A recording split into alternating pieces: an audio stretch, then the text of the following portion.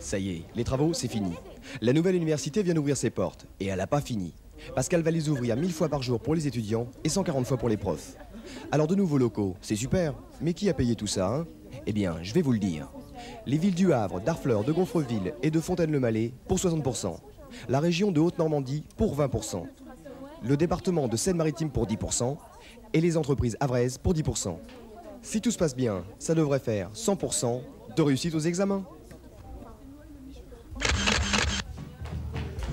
Il aura fallu attendre 15 ans, durant lesquels la ville aura pris en charge d'une manière volontariste des enseignements comme ceux du département Affaires internationales pour que l'État crée la nouvelle université du Havre.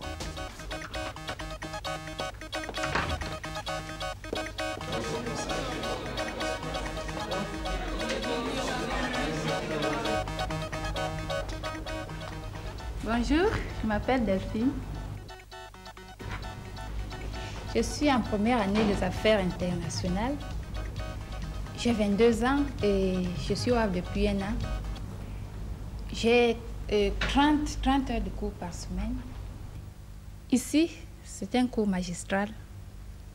On écoute, on prend des notes et on a des contrôles continus. C'est un cours de droit public qui dure 2 heures.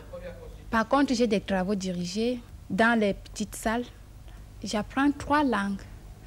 La première, c'est l'anglais, la deuxième, l'espagnol, la troisième, le chinois. Les salles de classe sont bien équipées, surtout les laboratoires de son, et même les amphithéâtres en matériel de projection, les diaporamas, les vidéos et les 16 mm. Good morning. Welcome to the University of Le Havre. I speak English. Здравствуйте, я говорю по-русски, я вас желаю... Здравствуйте, я говорю по-русски, я вас желаю добрый день в новом университете. السلام عليكم ورحمة الله وبركاته. باللغة العربية أرحب بكم. 欢迎你们到利阿夫大学。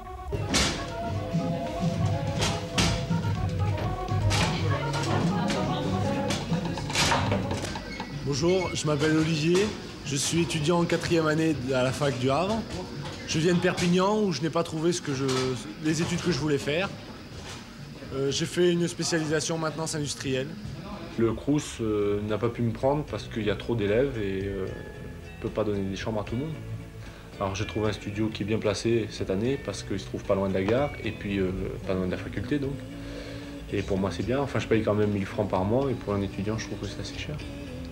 Mais je crois qu'il y a un projet de réhabilitation des vieux appartements dans ce quartier-là pour les étudiants de la nouvelle fac. Il existe un projet de cité universitaire. C'est un projet initiative de la ville du Havre en collaboration avec le Crous, le rectorat, l'université et l'OPHLM. Première et moi, toi et moi, cachés dans les rochers. Premier soupir de plaisir quand tu m'as.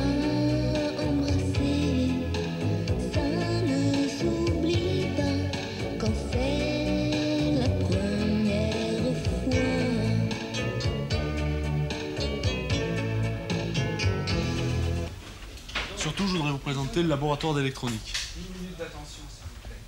Les premiers enseignements supérieurs au Havre, au sein de l'université, datent de 1967, création de l'IUT, et puis ensuite, petit à petit, quelques nouveaux enseignements, mais le véritable développement, c'est août 84, avec la création de l'université. Notre propos, c'est former les étudiants et aider, dans la mesure de nos possibilités, évidemment, à la restructuration de l'emploi.